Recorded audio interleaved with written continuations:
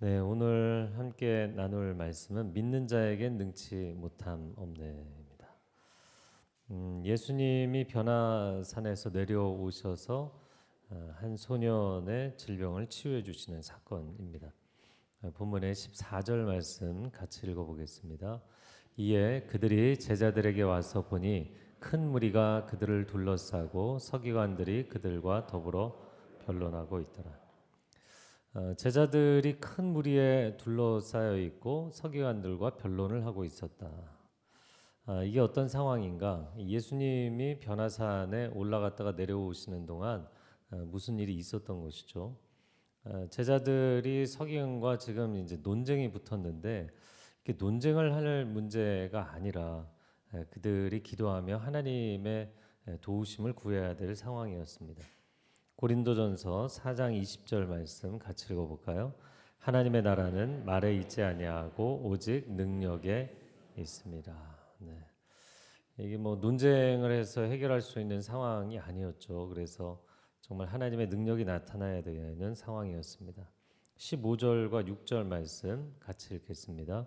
온 무리가 곧 예수를 보고 매우 놀라며 달려와 문안하거늘 예수께서 물으시되 너희가 무엇을 그들과 변론하느냐. 우리가 예수님을 반가워한 것은 이해가 되는데 예수님을 보고 놀랐다. 왜 놀랐을까? 모세가 시내산에서 내려올 때 얼굴에 빛이 나서 놀랐던 것처럼 그렇게 예수님이 변화산에서 내려오실 때 뭔가 달라 보이셨는가? 그런데 변화산 본문에 보면 예수님께서 그 모든 변모하셨던 것을 다 이렇게 거두셨잖아요. 그런 일은 아니었던 것 같습니다. 그러면 예수님을 보고 사람들이 놀란 것은 반가울 만큼 너무나 반가워서 놀랄 만큼 반갑지 않았나 이런 생각을 합니다. 예수님을 만나면 질병이 치유되고 귀신이 떠나가고 우리의 문제가 다 해결될 거라는 그 기대감으로 주님을 맞이한 것으로 보입니다. 지난 3일 동안 가을 부흥 집회를 하면서 너는 복이 될지라 You shall be a blessing. 너는 복이 될 수밖에 없다. 그것은 하나님께서 섭리하시는 것이고 그분께서 이루어 가시는 것이기 때문에 여러분 믿음으로 선포하며 살아가시기를 축복합니다. 우리가 얼마나 복된 존재인가를 스스로 깨닫고 살아가는 것이 중요하죠. 하나님은 그걸 너무나 원하시는데 원수는 또 그것을 막으려고 합니다. 저는 여러분이 여러분 곁에 있는 사람들, 가족들, 또 여러분 일터에 있는 분들, 여러분의 이웃들, 또 믿음의 동역자들이 여러분을 생각하면 그 사람을 생각하면 놀랄 정도로 반가운 그런 하나님의 사람들 복의 근원이 되시기를 축복합니다. 17절과 8절 같이 읽겠습니다. 무리 중에 하나가 대답하되 선생님 말 못하게 귀신 들린 내 아들을 선생님께 데려왔노. 귀신이 어디서든지 그를 잡으면 거꾸러져 거품을 흘리며 이를 갈며 그리고 파리해지는지라. 내가 선생님의 제자들에게 내쫓아 달라 하였으나 그들이 능히 하지 못하더이다.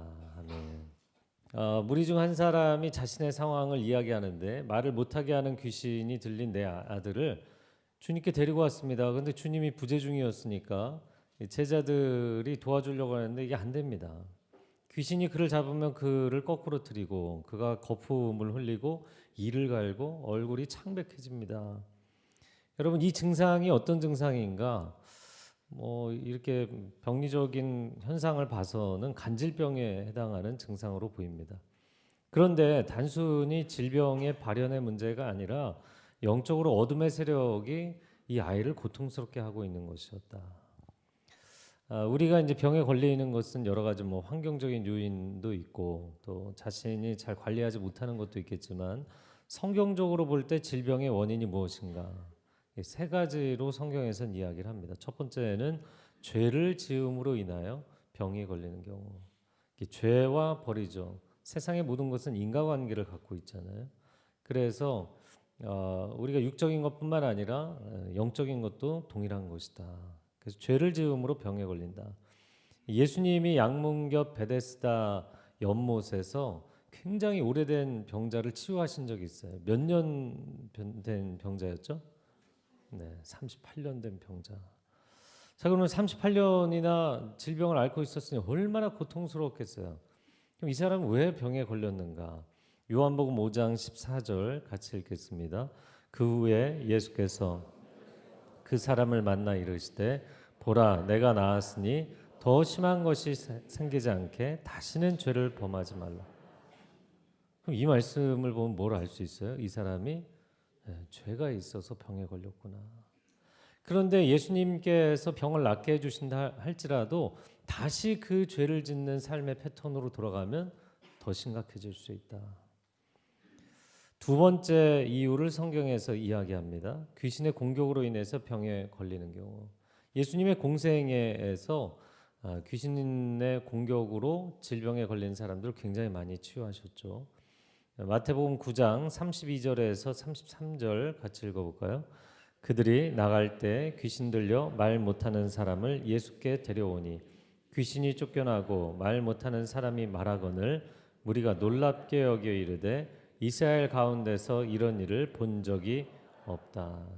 네.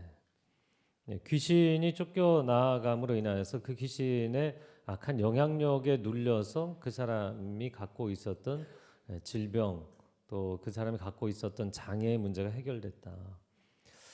때로는 육신의 연약함을 통해 파고들기도 하고 때로는 마음의 연약함을 통해 파고들기도 합니다. 가령 낮은 자존감, 상처받은 마음, 또 두려움, 우울증, 불안증 이런 것을 통해서 파고들어서 우리 육신의 질병을 주는 악한 세력들이 있다라는 거예요.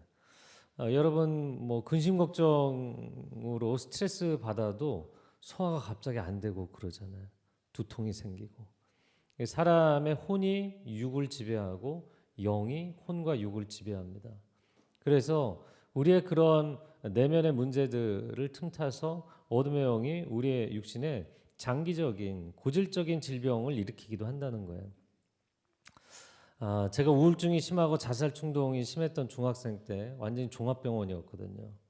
머리에는 두통, 안구통, 코에는 비염, 또 제가 급성 기관지염에 걸려서 참 중학교 1학년 때부터 고생을 많이 했었던 것 같고요. 그리고 식도 경련, 위경련의 위험에 허리가 나가서 학교를 못 가는 날도 많았고 양측 슬개골, 연골, 연화증 그 나이에 들 병이 아닌데 그 연골이 이미 뭐 연화돼서 닳아버린 그런 증상까지. 그런데 하나님을 인격적으로 만나고 성령 체험을 하고 나서 제가 저 자신이 그렇게 하나님께 매달려서 기도할 때 전혀 하나도 낫지 않았던 질병이 한 5개월 지났는데 깨끗하게 다 나았어요. 할렐루야. 여러분 우리의 내면의 어둠이 떠나가고 하나님의 말씀의 질서가 잡히면 인생에 잃어버렸던 모든 건강을 회복하게 될 줄로 믿습니다. 네. 세 번째는 하나님의 역사를 드러내기 위한 질병이다. 예수님은 실로암에서 누먼 자를 치유해 주신 일이 있었죠. 자, 그런데 제자들이 예수님께 이게 누구의 죄 때문에 이 사람이 이런 병에 걸렸습니까? 질문했을 때 예수님이 답변하셨어요. 요한복음 9장 3절 같이 읽겠습니다. 예수께서 대답하시되 이 사람이나 죄로 인한 것이 아니라 그에게서 하나님이 하시는 일을 나타내고자. 그러니까 누구의 잘못도 아니고 그냥 하나님의 역사를 나타내기 위해서 하나님께서 이 사람의 인생에 이런 어려움을 일시적으로 주신 것이다. 복합적인 이유인 경우들도 많습니다. 그래서 우리가 그런 연약함 또는 공격을 통해서 질병에 걸리기도 하지만 주께서 우리의 질병을 치유하심으로 하나님의 살아계심을 나타내시기를 축복합니다. 우리가 병이 낫기를 그냥 막연히 바라는 심정이 아니라 하나님의 영광을 바라보시기 바랍니다. 그리고 하나님의 이름을 높여 찬양하시기 바랍니다. 그리고 더욱 중요한 것은 근본적으로 아까도 말씀드렸지만 역기능적인 패턴으로 돌아가면 사람이 다시 그 문제 증상이 발현된다는 거예요. 그래서 여러분이 정말 하나님께서 나를 치유해 주실지라도 말씀으로 충만하고 은혜로 충만하여서 내 안에 부정적인 생각, 어두운 감정, 악한 의지가 근본적으로 치유되는 역사가 있기를 바랍니다. 그래야만 장기적으로 건강할 수가 있는 거예요. 자, 19절에 예수님께서 말씀하시는 내용 읽겠습니다. 대답하여 이르시되 믿음이 없는 세대여 내가 얼마나 너희와 함께 있으며 얼마나 너희에게 참으리요 그를 내게로 데려오라. 예수님이 믿음이 없는 세대라고 책망하셨어요. 능력의 차이가 아니라 믿음의 차이다. 마가복음은 누가 썼죠? 마가 요한이 썼죠. 마가 요한은 누구에게 멘토링을 받았죠? 시몬 베드로, 사도 베드로에게. 그래서 마가복음에는 베드로의 향기가 난다. 우리가 이야기를 하잖아요. 그러니까 믿음이 없는 세대요. 이 말씀은 예수님의 말씀일 뿐만 아니라 정말 우리가 그때는 믿음이 없었지. 베드로가 사도로서 활동할 때 얼마나 믿음의 역사가 많이 나타납니까? 그러니까 예수님 따라다닐 때는 정말 그때 우리는 믿음이 없었어. 이런 고백을 적나라하게 한 거예요. 그래서 유독 마가복음에 믿음이 없다라는 표현들이 많이 나옵니다.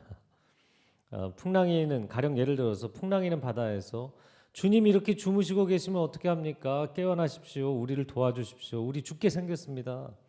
그랬더니 예수님이 일어나셔서 뭐라고 말씀하셨는가? 마가복음 4장 40절 읽어볼까요? 이에 제자들에게 이르시되 어찌하여 이렇게 무서워하느냐? 너희가 어찌 믿음이 없느냐 하시니. 다른 대조본문, 복음서 대조본문에 보면 믿음이 작은 자들아 이렇게 말씀하셨어요. 근데 마가복음에만 믿음이 없는 자들이라고 책망하셨다는 거예요. 저 혼자 즐거워하네. 이 대조본문의 차이를 보면 이 저자들의 뉘앙스의 차이가 극명하게 나타나거든요. 이 베드로는 굉장히 직설적인 사람이잖아요. 그러니까 이 사람은 우리 믿음이 적었던 게 아니라 믿음이 없었던 거야. 우린 정말 그때 믿음이 없었어. 이렇게 솔직하게 이야기를 한 것입니다. 자, 그러면 믿음이란 무엇인가?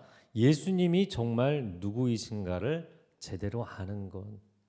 예수 그리스도는 생명의 말씀으로 만물을 창조하신 분이잖아요. 여러분의 오장육부와 여러분의 지성과 감성과 의지를 창조하신 창조주가 바로 예수님이신 줄로 믿습니다. 그렇기 때문에 그 예수님께서 선하신 뜻으로 우리를 온전케 하시기를 원하신다면 못 고칠 질병이 없는 것입니다. 예수님이 누구이신지를 아는 것, 그 자체가 인격적인 암과 교제와 신뢰에서 나오는 믿음인 거예요. 믿음대로 될지어다. 믿음대로 될지어다.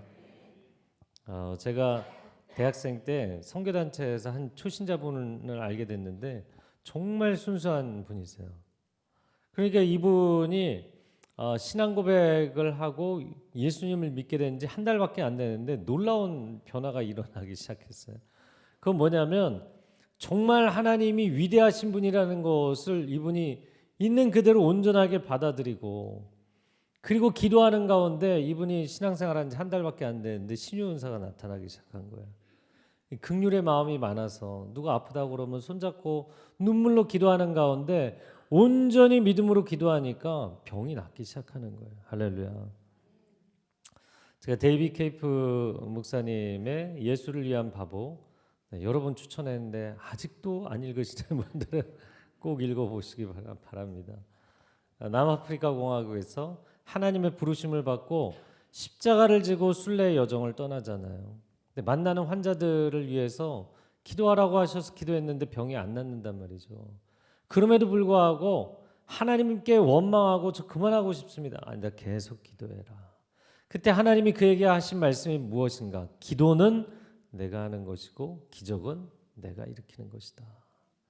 꼭 기억하시기 바랍니다. 우리의 역할과 하나님의 역할이 명확하게 다른 거예요. 기도는 내가 하는 것이고 기적은 하나님이 일으키시는 거예요. 내가 기도했는데 기적이 안 일어나면 어떡하지? 부끄러운데. 그런 일도 안 일어날 텐데 괜히 내가 선포를 해서. 그런 거는 여러분이 걱정할 문제가 아니에요. 기도는 내가 하는 것이고 기적은 그분이 일으키시는 것입니다. 그래서 계속 기도하죠. 환자들을 위해서. 근데 병이 안 낫다가 어느 순간부터 낫기 시작하는 거예요. 야고보서 1장 6절 7절 말씀 읽어볼까요? 시작. 오직 믿음으로 구하고 조금도 의심하지 말라. 의심하는 자는 마치 바람에 밀려 요동하는 바다 물결 같으니 이런 사람은 무엇이든지 주께 얻기를 생각하지 말라. 그러니까 의심하면서 기도하면 시간 낭비라는 거잖아요. 여러분 기도 생활을 열심히 하시는 분들, 만약에 여러분이 믿음의 기도가 아니라면 그거 다 시간 낭비다. 어떻게 보면 여러분의 있는 믿음마저도 묽게 만드는, 희석시키는 일을 하고 있는 것인지 몰라요. 그래서 믿음으로 구하고 조금도 의심하지 말라. 예수님께서 그 사람을 그 아이를 내게로 데려와라 이렇게 말씀하십니다. 20절 같이 읽겠습니다. 시작. 귀신이 예수를 보고 곧 그 아이로 심히 경련을 일으키게 하는지라 엎드러져 구르며 거품을 흘리다. 자, 귀신이 예수를 보고 아이가 더 심하게 경련을 일으키게 합니다. 하나님은 우리에게 완전한 자유함을 주시기를 원하지만 그만큼 사단은 우리가 질병과 연약함에 매여 있기를 원하는 거예요. 그러나 주님, 오늘 치유의 역사가 일어나게 하여 주시옵소서. 21절과 22절 이어지는 말씀 읽겠습니다. 예수께서 그 아버지에게 물으시되 언제부터 이렇게 되었느냐 하시니 이르되 어릴 때부터니이다. 귀신이 그를 죽이려고 불과 물에 자주 던졌나이다. 그러나 무엇을 하실 수 있거든 우리를 불쌍히 여기사 도와주시오. 언제부터 이렇게 됐느냐? 어릴 때부터. 어릴 때부터 이 고통에 매여 있는 아이가 얼마나 불쌍합니까? 너무나 안타까운 것이죠. 그래서 소년의 아버지가 예수님께 말씀을 드리는데 무엇을 하실 수 있거든 우리를 긍휼히 여기사 불쌍히 여기사 좀 도와주시면 좋겠습니다. 그래서 저는 다시 한번 이 아버지의 대사를 읽으면서 그냥 좀 너무 죄송하기도 하고 부탁하는 입장이니까 조심스럽게 겸손하게 부탁을 한 게 아닌가. 그런데 예수님께서 굉장히 격하게 반응을 하십니다. 23절 말씀 같이 읽겠습니다. 예수께서 이르시되 할 수 있거든이 무슨 말이냐? 믿는 자에게는 능히 하지 못할 일이 없느니라. 할 수 있거든이 도대체 무슨 말이냐?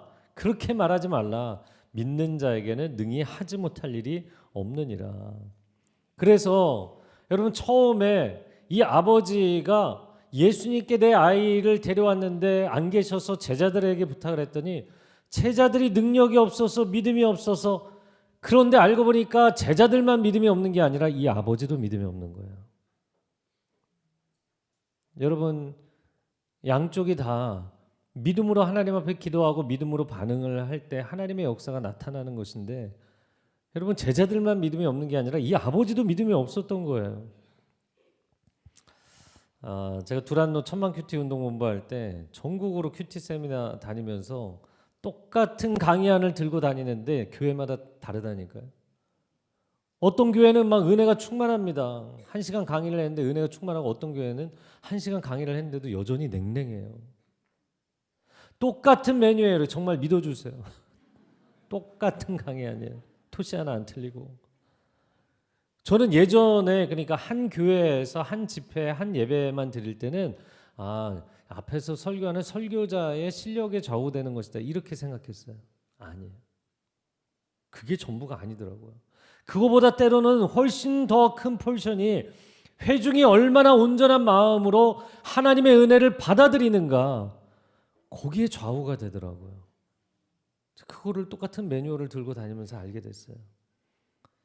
그래서 한국교회를 바라보면 목회자가 하나님의 말씀에 대한 근본적인 신뢰가 없이 설교를 한다면 그가 미사역으로 설교를 한들 아무 소용이 없는 거예요.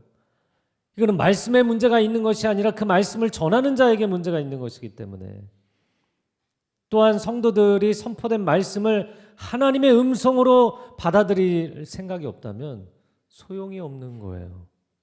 왜냐하면 그것은 그 말씀에 문제가 있는 것이 아니라 말씀을 받아들이는 자에게 문제가 있는 것이기 때문입니다. 그러므로 우리가 함께 모여서 이렇게 예배를 드릴 때 설교자도 회중도 서로 믿는 척을 하는 예배를 드리고 있으면 안 되는 거예요.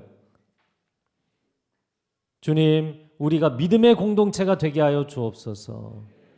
이 말씀의 역사가 나타나는 예배가 되게 하여 주옵소서. 그리고 정말 내가 믿어지지 않으면 주님 제가 믿어지지 않습니다. 네. 믿는 척을 하는 게 아니라 믿어지지 않습니다. 이거를 솔직하게 인정하시는 게 그게 하나님 보시기에 선한 것입니다. 그래서 이 아버지가 반응을 합니다. 24절 말씀 같이 읽어볼까요? 곧 그 아이의 아버지가 소리를 질러 이르되 내가 믿나이다. 나의 믿음 없는 것을 도와주소서.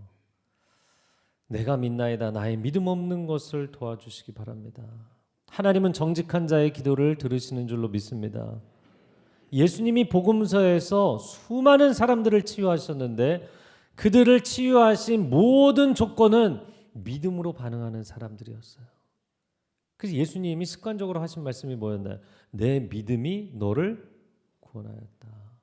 내가 너를 구원한 것이라고 말씀하지 않고 너의 믿음이 너를 구원한 것이다. 이렇게 말씀하셨어요. 이게 무슨 얘기인가요? 그러면 하나님께서 나를 과연 치유해 주실까? 하나님이 내가 회복되기를 원하시는 것일까? 여러분, 내 질병이 치유되지 않고 내 인생의 문제 풀리지 않으면 우리가 늘 의심하는 게 그거잖아요. 과연 하나님이 이걸 원하실까? 과연 하나님이 내 인생이 온전케 되기를 정말 바라시는 것일까? 그런데 그거는 내가 생각할 때 변수지 하나님께는 상수라는 거예요. 그건 정해진 값이고 너가 믿음으로 반응해야만 너가 구원을 받는 것이다 라고 말씀하시는 거예요. 할렐루야. 마가복음 11장 24절 같이 읽어볼까요? 그러므로 내가 너희에게 말하노니 무엇이든지 기도하고 구하는 것은 받은 줄로 믿으라. 그리하면 너희에게 그대로 되리라. 무엇이든지 기도하고 구하는 것은 받은 줄로 믿으라. 그리하면 너희에게 그대로 되리라. 정말 그렇게 생각하십니까? 그래서 제가 이제 그 성령 집회하거나 그러면 방언을 사모하고 은사를 사모하시는 분들이 있거든요. 방언 받기 원하시는 분들 일어나십시오. 그리고 기도하면 대부분 입을 꼭 다물고 성령께서 방언을 주시나 안 주시나 입을 열어서 기도하십시오. 당신이 기도도 하지 않으면서 무슨 방언을 받을 생각을 하십니까? 그런데 다 입 다물고 있어요. 그래서 제가 밴쿠버에서 한번 다 나오시라고 그러고 여기 이렇게 턱을 잡고 기도를 하시라고 기도를 그리고 기도를 해드린 적이 있어요. 그때 나오신 5분 중에 2분이 받으셨는데 못 받으신 분들에게 제가 얘기했어요. 이미 하나님이 주셨다고 믿으십시오. 그대로 될 것입니다. 오늘 말씀에 그렇게 돼 있잖아요. 무엇이든지 기도하고 구하는 것은 받은 줄로 믿으라. 그리하면 그대로 되리라. 그런데 여기서도 주실 건가 안 주실 건가 이거 뭐 계속 하나님을 가늠하려고 하고 저울질하고 아니요. 그냥 그대로 믿으면 집으로 돌아가는 버스에서도 방언이 터지는 사람, 집에 돌아가서 그날 취침 전에 기도하는데 방언이 터지는 사람, 그 주간에 기도하는데 새벽에 방언이 터지는 사람. 할렐루야. 하나님의 은혜의 역사는 일관된 역사인 줄로 믿습니다. 하나님께서 말씀하신 그대로 세상 만물이 창조된 것처럼 당신이 기도하고 믿은 그대로 여러분의 인생이 이루어진다면 이거는 전혀 다른 차원의 인생이 되는 거예요. 지금까지는 해주시나 안 주시나 그러고서는 내가 체험을 하면 그제서야 뒤늦게 믿음이 생기는. 그런데 이제는 내가 믿음으로 하나님께 구하고 하나님의 뜻을 신뢰하고 그냥 선포하고 살아가면 그대로 따라와지는 삶. 이거는 정반대라고요. 그래서 여러분이 정말 말씀으로 충만하고 성령으로 충만하여서 여러분이 생각하는 대로 여러분의 뜻하는 대로 여러분의 인생이 펼쳐지기 시작하면 완전히 다른 인생을 살게 돼 있어요. 전 여러분이 수동적으로 언제 해주실래나 지난번에도 기도하다가 포기했는데 이번에도 기도하다가 또 안 되네. 기도하다가 그만두고 기도하다가 그만두고 기도하고서는 믿지를 않기 때문에 멈춰버리는 거잖아요. 제가 미리부터 흥분하면 안 되는데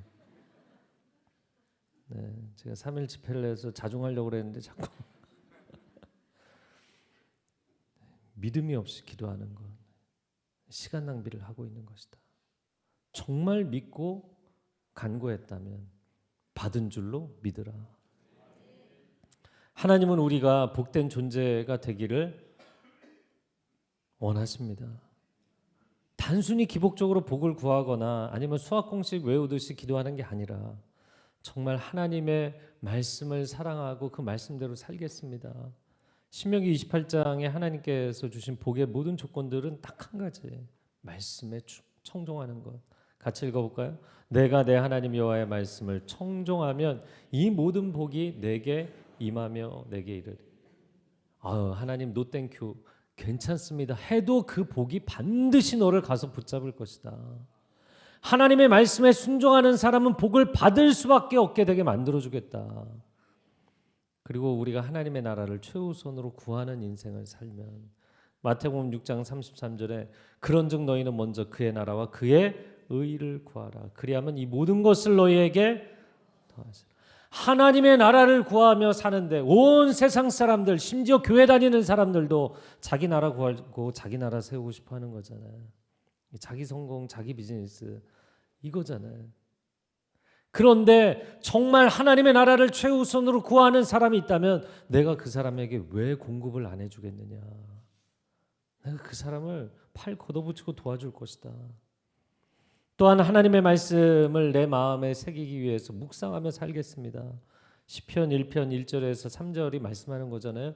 복 있는 사람은 하나님의 말씀을 너무나 사랑해서 그 말씀을 주야로 묵상한다는 거예요.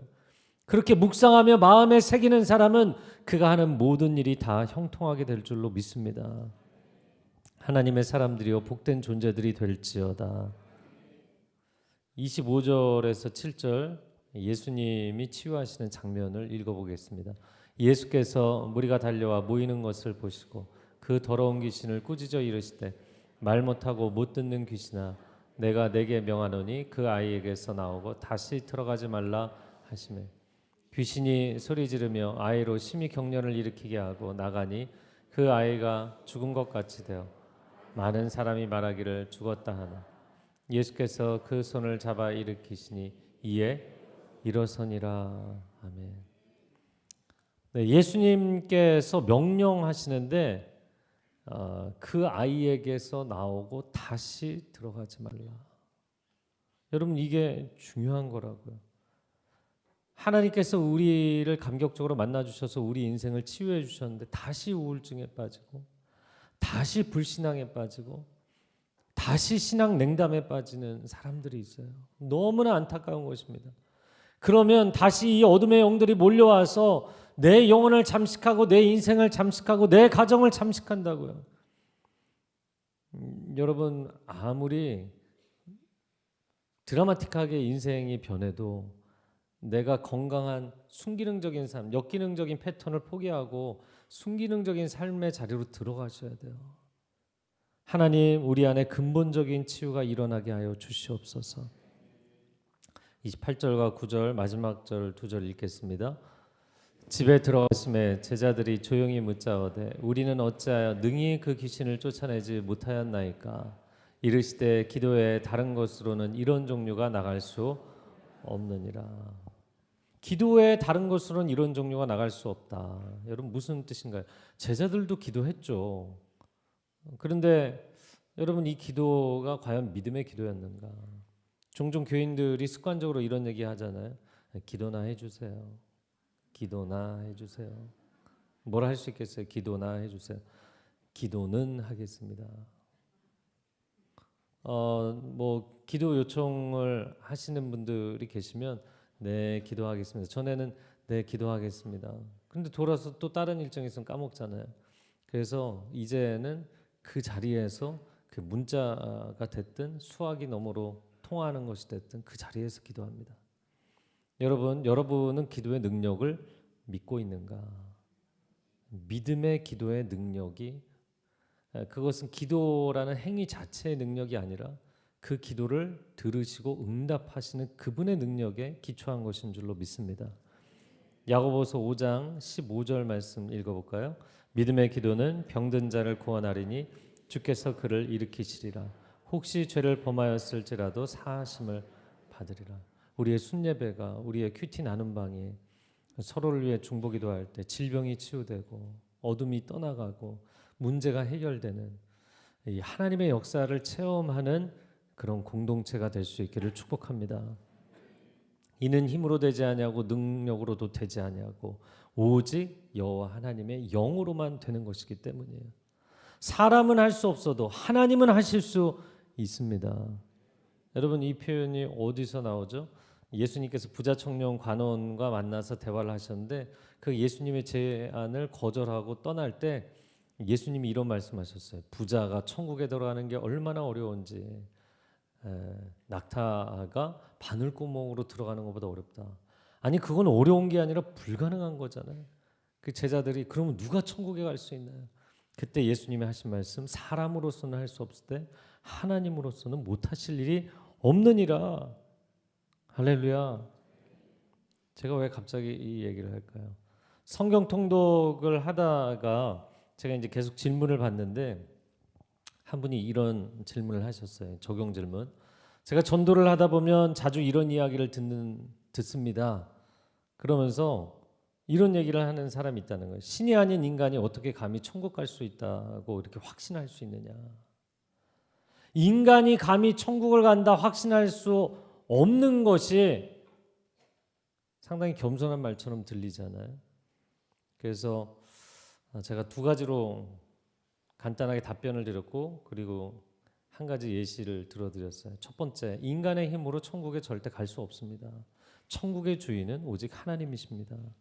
그리고 그 천국의 문은 인간이 마음대로 여는 것이 아니라 하나님만이 여실 수 있습니다. 그런 점에서 인간이 천국에 자기 마음대로 드나들 것처럼 이야기할 수 없다라는 것은 상당히 일리 있는 이야기입니다. 그런데 두 번째, 반전이 있는 거죠. 그 천국의 주인께서 우리에게 약속을 하셨습니다. 내 아들 예수 그리스도를 믿는 자에게는 천국으로 반드시 데리고 오겠다고 약속하신 그 하나님의 약속. 그 약속을 믿기 때문에 나는 천국에 갈 것이라는 확신을 갖는 것은 교만이 아니라 인격적인 신뢰입니다. 그리고 예를 하나 들려드렸어요. 저는 이게 딱 떠올랐어요.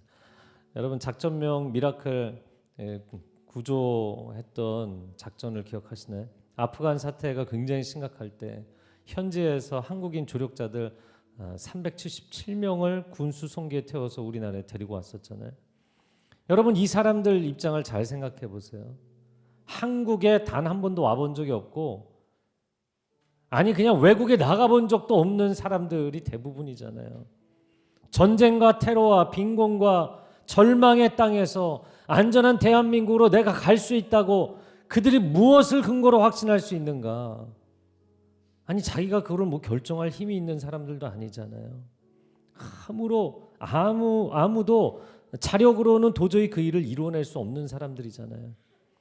그런데 여러분도 동일하게 보셨겠지만 저는 인터뷰 가운데 그 공사관에서 함께 일하던 직원들에게 한국 공사 참사관이 내가 지금은 먼저 피신하지만 반드시 돌아와서 여러분을 데리고 가겠습니다. 그 약속을 했는데 그 약속을 믿었다는 거예요. 여러분, 카불 공항에 오는 것 자체가 거의 불가능에 가까웠죠. 그럼에도 불구하고 그들이 자신들이 평생 살았던 자신들의 고향을 내려놓고 짐만 간단하게 싸들고 온 가족이 공항으로 모인 이유가 뭔가요? 그 약속을 믿었기 때문이잖아요. 그 참사관의 그 한마디 약속을 믿고 온 사람들에게 당신들은 교만한 사람들이라고 얘기할 수 있나요? 아니요. 인격적으로 그 관계를, 그 말을 신뢰했던 것입니다. 그래서 그들이 살아날 수 있었던 거예요. 그런데 이 사람들을 우리나라에서 난민이 아니라 특별 공로자로 받아들였잖아요. 저는 이것을 영적으로 우리에게 대비한다면 기도하는 하나님의 사람들을, 세상 사람들은 야, 저 사람들 노력도 하나 하지 않고 불로소득으로 기도해서 뭐를 얻어내려고 하네. 그래서 교회를 나오시는 분들 중에도 나는 그냥 좋은 얘기만 듣지 기도는 그다지 열심히 할 생각, 그냥 세상의 모든 게 인과관계고 내가 노력해서 얻는 것이지 뭐 기도해서 매달려서. 여러분, 그런가요? 아무 한 것도 없이 하나님께 도움만 구하고 은혜만 받으려고 하는 영적인 난민이라고 보이시나요? 아니요. 하나님의 뜻이 하늘에서 이루어진 것처럼 땅에서도 이루어지다. 하나님의 뜻이 이 땅 가운데 이루어지도록 함께 조력하고 역사하는 영적인 조력자, 영적인 동역자로 하나님이 기도자들을 세우시는 줄로 믿습니다. 여러분, 정말 우리가 아무런 노력을 하지 않고 기도만 하는 것인가? 여러분, 노력하셔야죠. 그런데 그 노력을 할 수 있는 건강도 하나님이 주신 것이고, 그 노력의 한계선 너머를 주장하시는 분도 하나님이신 줄로 믿습니다. 아멘. 이 시간 함께 기도하겠습니다.